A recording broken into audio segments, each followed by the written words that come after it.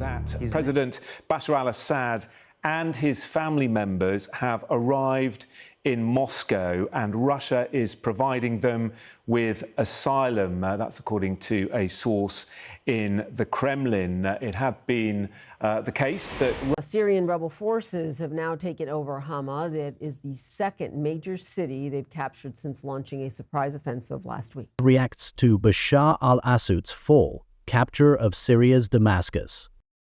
For much of its 13 years, the horrors of Syria's grinding civil war felt unending.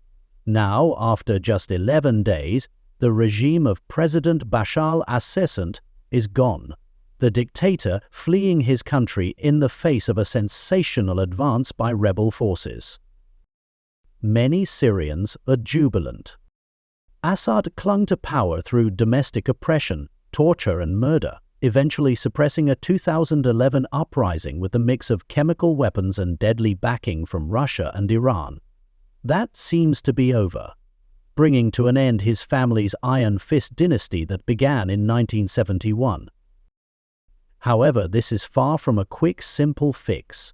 The rebels who toppled Assad are led by a group that the United States and others regard as a terrorist organization, and they reclaim a Syria deeply scarred by more than a decade of war, with no clear path to what happens next or how it might be governed. There is undoubtedly justified optimism in Syria today after the overthrow of the brutalizing dictatorship of Assad, said Berku Ozluklik, a senior research fellow at the Royal United Services Institute, a London-based think tank. What is simultaneously true is that Syria remains fragile and faces an uncertain future. Here's what to know. Assad is gone. The sensational news that spread across Syria and social media was eventually confirmed in an announcement Sunday from Russian state media. This once feared strongman had fled the country his family had ruled for more than 50 years. He did so as the rebels entered and seized Damascus, seemingly with little fight back from Assad's government forces. Their lightning advance only began the 27th, quickly overrunning the cities of Aleppo, Hama, and then the capital itself. The rebels appear to have capitalized on Syria's backers being distracted elsewhere, Russia in Ukraine, and Iran and its Lebanese proxy Hezbollah fighting Israel. Nevertheless, many experts did not see this coming, and Moscow was no different. What happened surprised the whole world, and we are no exception here, Kremlin spokesman Dmitry Peskov said Monday. Syria dominated international consciousness for almost a decade, its civil war erupting after Assad crushed peaceful protests during the region-wide 2011 Arab Spring. It soon became a head-spinning, complex conflict, with Iran, Russia and Hezbollah lining up behind Assad and the US, Turkey and others supporting different rebel groups, which in turn fought not just each other, but also the Islamic State terror group as it captured, and then surrendered, large swaths of Syria and Iraq. But until last month, the conflict had been largely at a stalemate, after Assad's forces regained control of much of the country. Syrians are celebrating and searching. As the rebels swept through Damascus, celebratory gunfire reverberated around the streets as people swaddled themselves in the flag of the Syrian opposition and toppled statues of the former ruler. More than 13 million people fled their homes in the war, according to the UN's refugee agency, UNHCR. Some 7 million of them were displaced within the country and 6 million abroad, scattered throughout Turkey, other parts of the Middle East, and beyond. The conflict in Syria partly contributed to a wave of mass migration into Europe, met by a right-wing backlash across the continent that is still reverberating today. Much of this diaspora has also responded to Assad's downfall with astonished glee, some rushing to return home. Thousands of people rallied across European cities, such as London and Berlin, capital of the continent's largest Syrian population, Germany, where more than 1 million of them lived. It wasn't just the fighting they were escaping.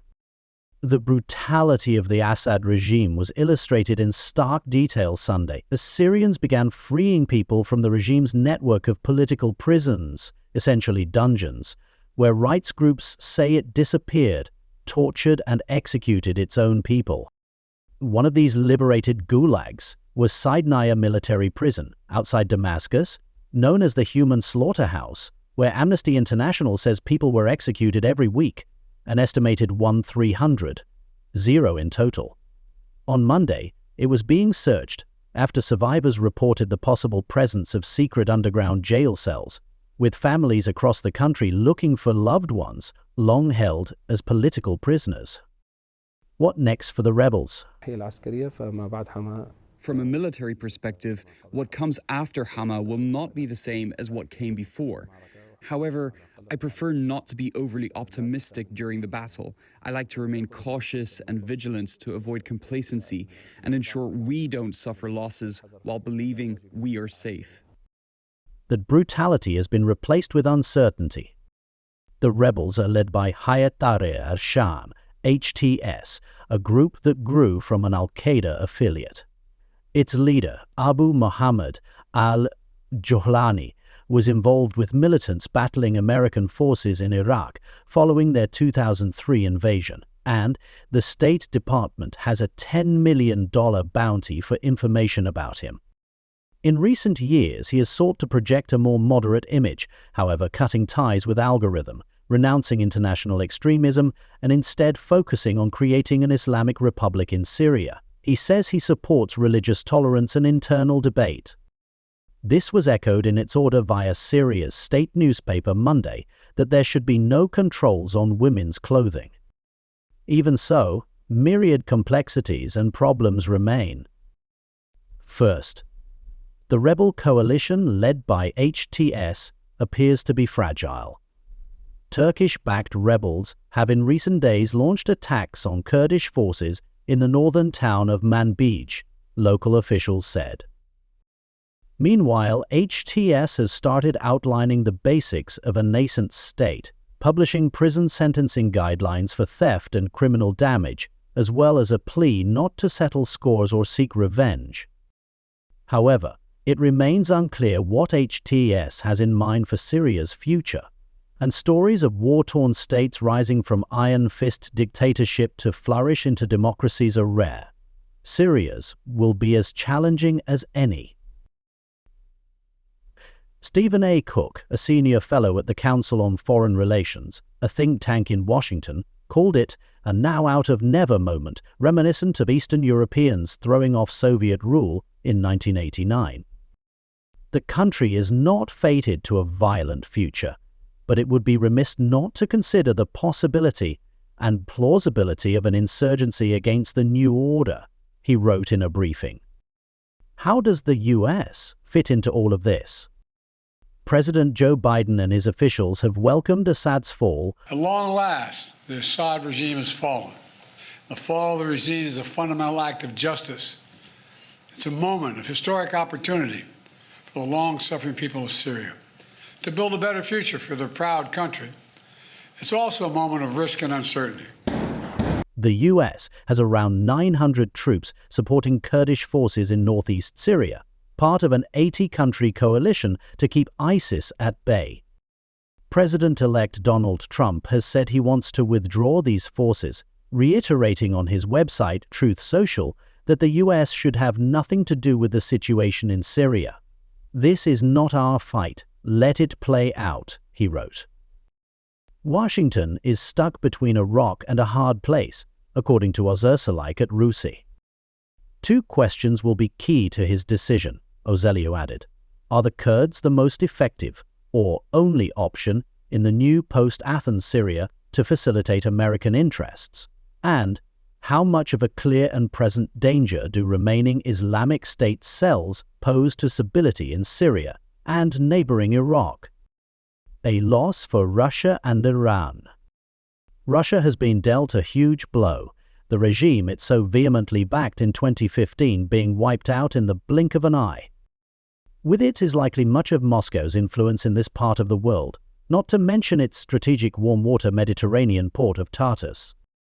Iran and Hezbollah have also been chastened, after a year in which Israel has dealt both significant blows in the conflict farther south.